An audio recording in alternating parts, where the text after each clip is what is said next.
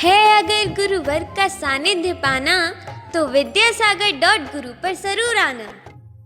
आचार्य गुरुवर श्री कुंद कुंद भगवान की, आचार्य गुरुवर श्री ज्ञान सागर मुनि महाराज की, चलो परम पूज्य संत शून्य आचार्य गुरु विद्यासागर जी महामुनि राज जी की, समस्त आचार्य संघ की जय।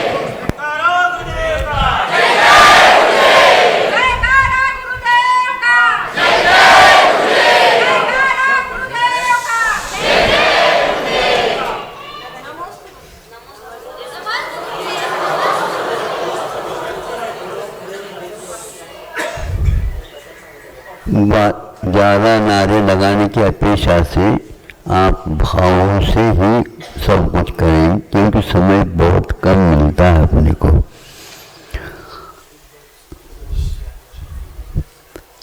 आप लोगों ने देखा होगा या नहीं भी देखा होगा, लेकिन हमने इसको देखा भी है, पढ़ा भी है। विचित्र सा है, लेकिन ये चित्र नहीं किंतु विचित्र है। क्या है? वर्षा काफी तेजी से हुई। अब यह स्थान कुंडलपुर की है। वर्षा रुकने के उपरांत हम ऊपर मिलना हेतु जा रहे हैं। चारों तरफ से इतने झरने प्रारंभ हो गए थे, सब अपने अपने लक्ष्य की ओर झरने जा रहे थे। उसी बीच में थोड़े से रुक करके हमने एक झरने की ओर देखा। आवाज तो हो रही है, लेकिन उस आवाज के साथ एक दृष्टि में वह दृश्य आया, विस्मित हो गया। फिर सोचा केवल विस्मय करना ठीक नहीं होता, अध्ययन होना चाहिए। सोच करके उसको और गौर से देखता रहा। जिसके पास पैर नहीं है, जिसके पास कोई आधार, कोई वस्तु नहीं है, और वह सरपट नीचे की ओर भी आता कभी, और कभी ऊपर की ओर भी जाता। पानी में वह मछली है। मछली के पास तो कोई पैर होता नहीं, सलगता है। उस पानी में भी वह कुछ बाहर भी आ रहे हैं, उसके पूंछ इत्यादि, किंतु नीचे की ओर न जा करके वह ऊपर की ओर जा रहा। ध्यान में आ रहा, आपको समझ में आ रहा। नीचे के तो प्रवाह के साथ तो आना स्वाभाविक है, लेकिन प्रवाह से विपरीत जाना, और वो भी किसी साधन के, क्या आप जा सकते? नहीं। क्यों नहीं जा सकते? ये संभव नहीं है। बर्फ के ऊपर से भी आप लोग खिसकते हैं, उसमें भी कुछ संयम रखना पड़ता है, लेकिन वह मछली कैसे संयत होकर के ऊपर की ओर जा रही है, इसका आप अध्ययन कर लीजिए। मनुष्य सब कुछ कर सकता है, किंतु उसमें संयम की बड़ी बात होती है।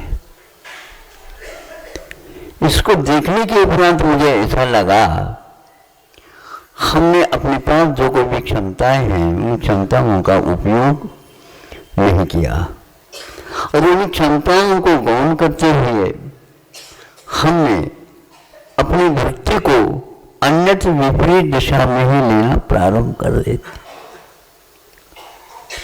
शिक्षा इसलिए दी जाती है वह विपरीतता से बच सके। शिक्षा के द्वारा हमेशा हमेशा उन्नति की ओर जाना चाहिए, लेकिन प्रयोजन की सिद्धि के अभाव में वह शिक्षा किसी काम में नहीं आती। प्रयोजन क्या है, ये बहुत बड़ा महत्वपूर्ण है। प्रयोजन आज योजना दूर रह जाता है, विदेशी शिक्षा के कारण ऐसा हो रहा। इसको कहते हुए मुझे कोई भी कष्ट नहीं होता, यह सही है। किसी को ये बुरा लग सकता है, लेकिन उसको हम सोच करके बुरा को भी बुरा बना सकते हैं। हम दूसरे को शिक्षा देने की अपेक्षा से दूसरे के सामने हम वह कार्य प्रयोग में ला करके दिखाए जिसके द्वारा आश्चर्य भी होगा और कई लोगों को एक प्रकार से शिक्षा भी मिलेगी। शिक्षा मतलब दृष्टि मिलेगी। दृष्टि का अर्थ क्या, अभी आंख नहीं है क्या, आंख तो है लेकिन भीतरी आंख काम नहीं कर रही, इसको बोलते हैं दृष्टि का अभाव। विदेशी शिक्षाओं से ये ज्ञात होता है, जैसे कोई किसी ने इंजीनियरिंग कर लिया और किसी कंपनी में वह जाना चाहता है और कंपनी बुलाती भी है, भैया इस प्रकार की योग्यता हो तो आ जाओ, तो आ जाते हैं।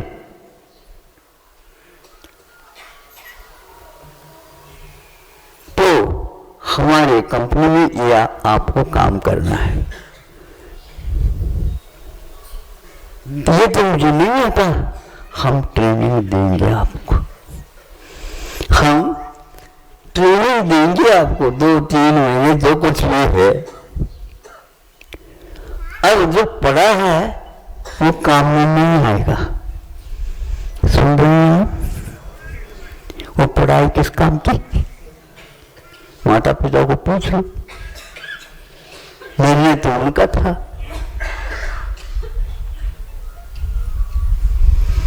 तो वह सोचता है ये जो बताएंगे वो अब सीखना होगा। ट्रेनिंग का अर्थ ये होता, जो सीख करके आया है उसमें कुछ और सुधार हो तो बात अलग है, और श्री गणेश पुनः करना होगा। श्री गणेश तो बहुत पीछे रह गए। श्री गणेश किसको बोलते मालूम है आपको? श्री गणेश का था शुरुआत।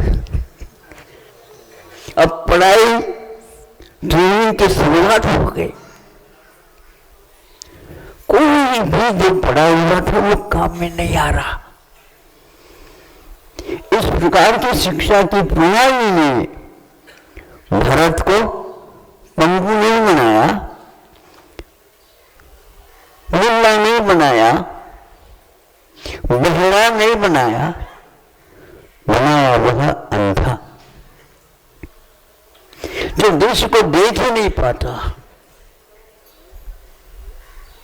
किंतु जिसके पास आंख नहीं है वो प्रयोग करता है तो सीधे सीधे आपको वो बचाते हुए वो चला जाता, अपना काम कर जाता है। यह नई शरीर को उसको शक्ति मिली है मछली को, तो उसके माध्यम से वह आपको महसूस कराता है, ऊपर की ओर चली जाती। ऐसी कौन सी विशेषता है उसके पास? आप श्वास ले रहे हैं, पानी में तो आप श्वास ले नहीं सकते, क्योंकि उस पानी में जो श्वास प्राणवायु है उसको ग्रहण करने के आपके पास कोई भी संरचना शरीर के पास नहीं है तो उसको स्वीकार कर सके। उस मछली के पास वह भी है, बहुत थोड़ी तो वहां तैर रही है, तैरते हुए श्वास भी ले रही है, और वह विपरीत नीचे की ओर न जा करके पानी से बिल्कुल विपरीत दिशा में वह जा रही है। असंयम के घेराव में रहते हुए भी संयम यही काम करता है, करना चाहिए।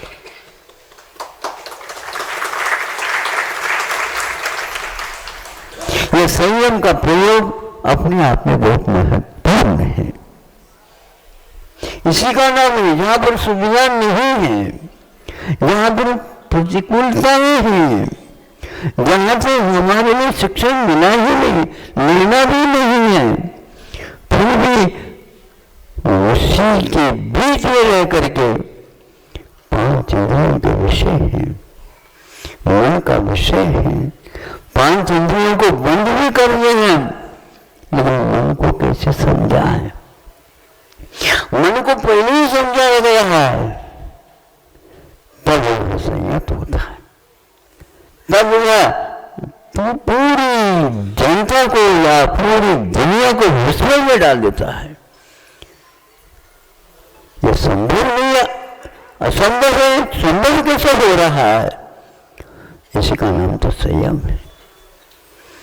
संयम यह है, आप लोगों को असंयम में ज्यादा रुचि नहीं लेना, यही संयम की ओर एक प्रकार से रास्ता खोल देता है। यदि ये आप नहीं कर पाए, निश्चित रूप से अगले जीवन में जाकर के पश्चाताप अवश्य करेंगे। आप अपने बच्चे को समझाते हैं, वो उल्टा काम करता है, फिर समझाते हैं, लेकिन आप क्योंकि उसको बड़ा बनाना ही ये संकल्प ले चुकी, इसलिए उसकी गलती को थोड़े से सहन करते हुए, कान भी पकड़ते हुए, पकड़ते हैं क्या नहीं कान, एक हाथ से कान पकड़ो और एक हाथ से गाल में, क्या बोलते हैं उसको, ये थप्पड़ तो मालूम है, आवाज आती है, किंतु सहला देते हैं, सहला हिलाते नहीं, उसको सहला देते हैं। इस सहला के कारण इस थप्पड़ को भी वो भूल जाता है। इस सहला में जादू है, लेकिन ये हाथ से नहीं होता, ये भीतरी मानसिक पत्र से हुआ करता है। उसके मन को आप एक प्रकार से प्रभावित करते हैं, इसको यूं कह दो सम्मोहित करते हैं। सम्मोहित एक शब्द बहुत है तो, लेकिन उसमें अहित का कोई उद्देश्य नहीं रहता, हित का उद्देश्य रहता है।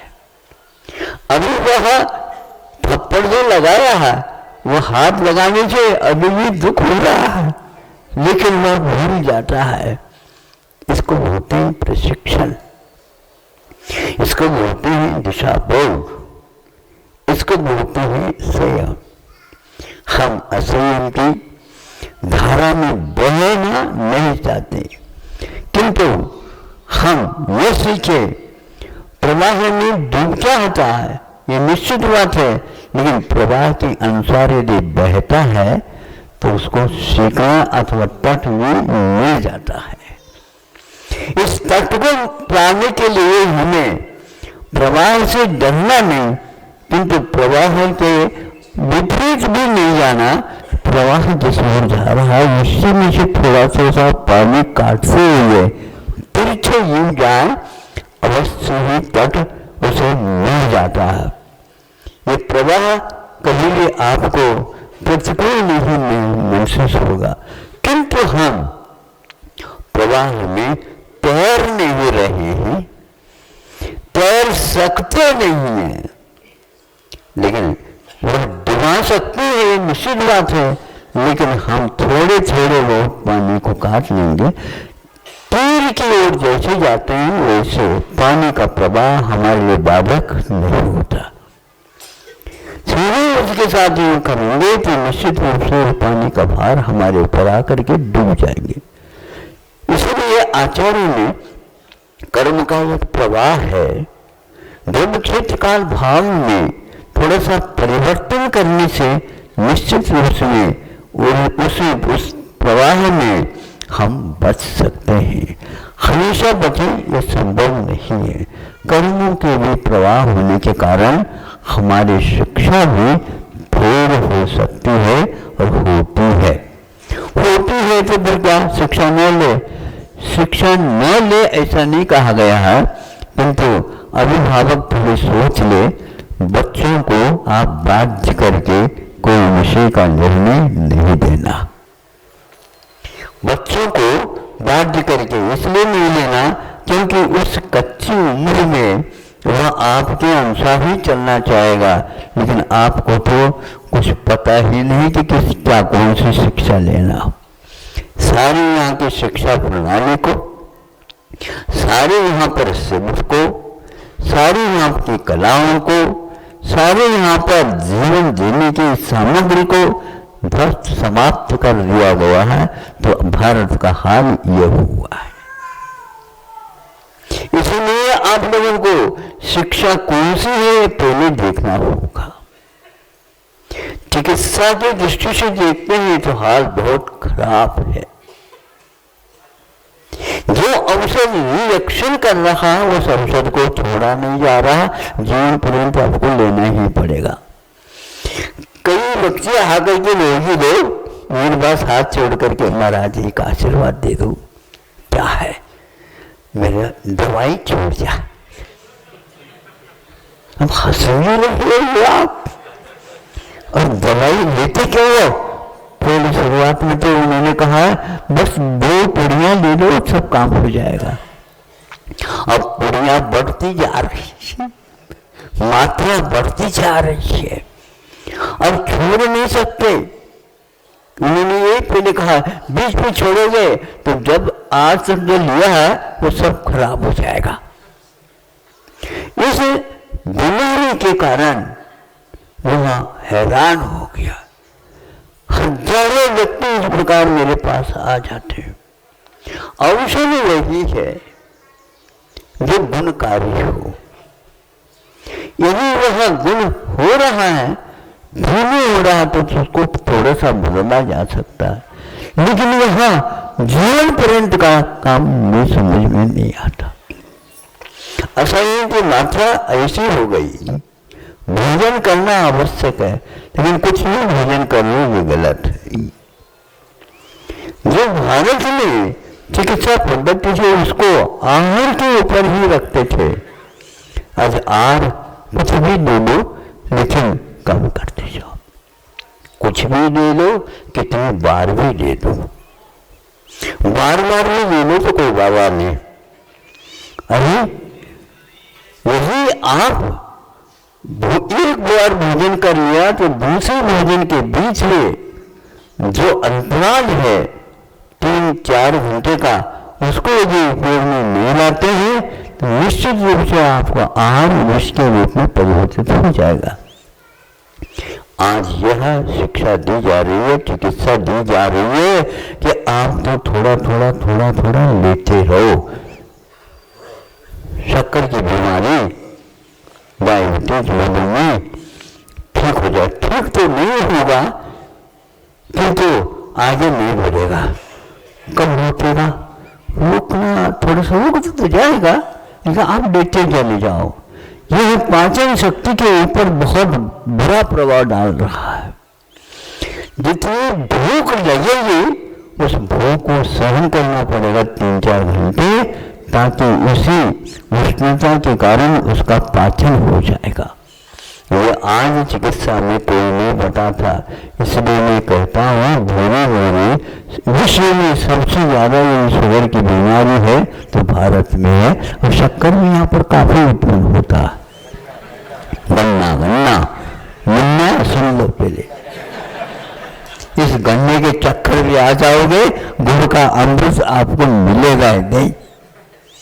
गुड़ और शक्कर कोई विशेष वस्तु नहीं है, ये विज्ञान की करामत है, ये विज्ञान की कृपा है। उसके जो सत्य था उस सत्य को मालिश और मालिश के माध्यम से समाप्त कर दिया जाता है, और उस शक्कर से आप प्रभावित हो जाते हैं और गुड़ की चाय भी आपको अच्छी नहीं लगती।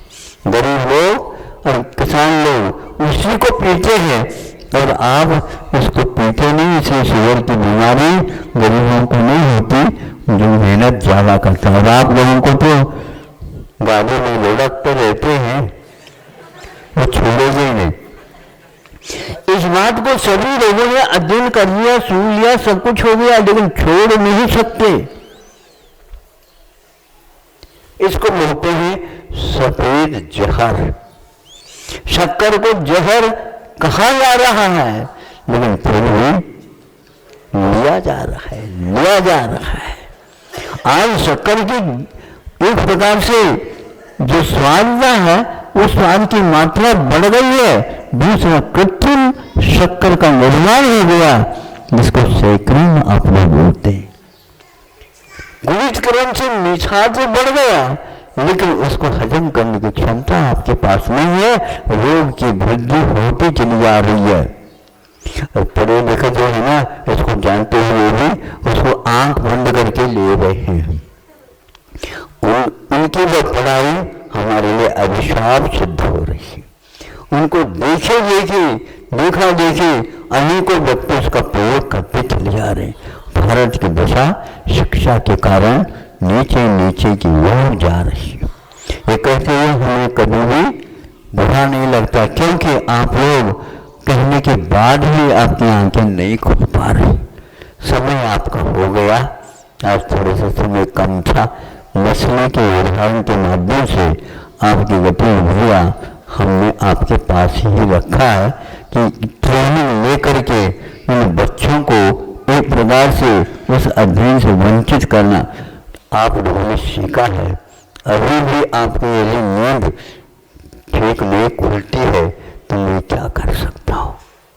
नींद की गोली लेकर के 12 बजे तक सोने की अपेक्षा से बिना गोली लिए 3-4 घंटे में यदि नींद लेते हैं तो भी पर्याप्त है। ये बताया गया है, एक बार झोंका भी आ जाता है थोड़े अच्छे ढंग से, तो उसमें भी निद्रा की बहुत मात्रा काम हो जाती, चल सकता है। कुर्सी पर बैठे बैठे आप ले सकते हैं, आधा घंटे में भी आपको ज़्यादा सोने की कोई आवश्यकता नहीं। निद्रा आवश्यक तो है, लेकिन अनिवार्य नहीं है। एक पुस्तिका में पड़ी थी, आपको वो मिल जाए तो उसको पढ़ लेना चाहिए। वृद्धावस्था में तो कम से कम ज्ञान तो हो ही जाएगा आपको, लेकिन ज्ञान संयम के अभाव में हमारे लिए अभिशाप सिद्ध हो रहा है। और हमें अपने कषायों के ऊपर, अपने असंयम के ऊपर, अपनी गतिविधियों के ऊपर एक लगाम, एक प्रकार से उसको अनुशासित करने में हमें उपयोग करना चाहिए। अन्यथा प्रतिभा क्षेत्र के माध्यम से मिली है, उसका कोई भी अर्थ नहीं निकलेगा। बाद में पश्चाताप करने की अपेक्षा से आज उस ताप को ऐसे घुमा दो जो वह शीत के परिवर्तित हो जाए। हमारी धारणाओं में एक क्षमता है कि भारतीय शिक्षा इसी को होती है। हमारी धारणाओं में इतनी क्षमता है, हम बर्फ के ऊपर बैठ करके भी अपने शरीर में पसीना ला सकते हैं। है कोई उसके बाद? गर्मी को हम सर्दी में और सर्दी को हम गर्मी में बदल सकते हैं अपने मनोयोग के माध्यम से। हमारा मन यदि संयत होता है तो कार्य होता है। अन्यथा ऋषि लोग वह बर्फ में रह करके तपस्या कर कैसे सकते हैं? वही आहार, वही सब विहार आदि सब कुछ क्रियाएं हैं, लेकिन एक प्रकार से हम भारतीय संस्कृति को खोल करके उसका उपयोग करते हैं। तो आज भी इस पंचम काल में भी हमें सुख और शांति का अनुभव हो सकता है। अहिंसा परमो धर्म की जय। बोलो आचार्य भगवान विद्यासागर जी महामुनि राज्य की, समस्त आचार्य संघ की।